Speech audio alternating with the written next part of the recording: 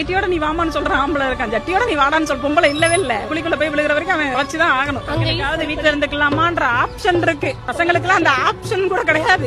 ஒரே ஆப்ஷன் தான், குளிக்குள்ள போய் படுக்கிற வரைக்கும் வேலையை பார்த்துட்டு போப்பா அப்படின்ட்டு. ஆபீஸோட டென்ஷன்ல வந்து உட்கார்ந்து இருப்பாங்க.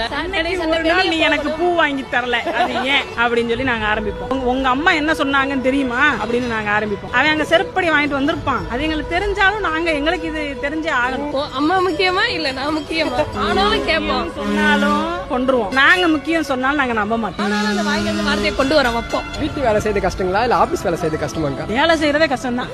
அந்த ஒரு பொண்ணு ரீல்ஸ் போட்டுருந்துச்சு, நான் வேலைக்கு போயே தீர்வேன் அப்படின்னு போயிட்டு அடுத்து உட்காந்து இப்படி வெங்காயம் உரிச்சுக்கிட்டு நான் ஏன் வேலைக்கு போனோம் அப்படின்னு சொல்லி போட்டிருக்கோம்ல. அதுதான் கேள்வி கேட்கலாம் அப்படிங்கிற மாதிரி கஷ்டம் தான். எங்களோட ஒவ்வொரு நாளைக்கு ஒவ்வொரு மாதிரி இருக்கும். எதுக்காக மூஞ்சி தூக்கி வச்சிருப்போனே தெரியாது. அவங்க வந்து கெஞ்சறப்போ நல்லா இருக்கே அப்ப இன்னும் கொஞ்சம் நேரம் ஆள் பக்கத்துல இல்லாதப்பதான் எங்களுக்கு பாவமா தோணும். ஆள் பக்கத்துல இருக்கல எனக்கு பாவமா தோணும்.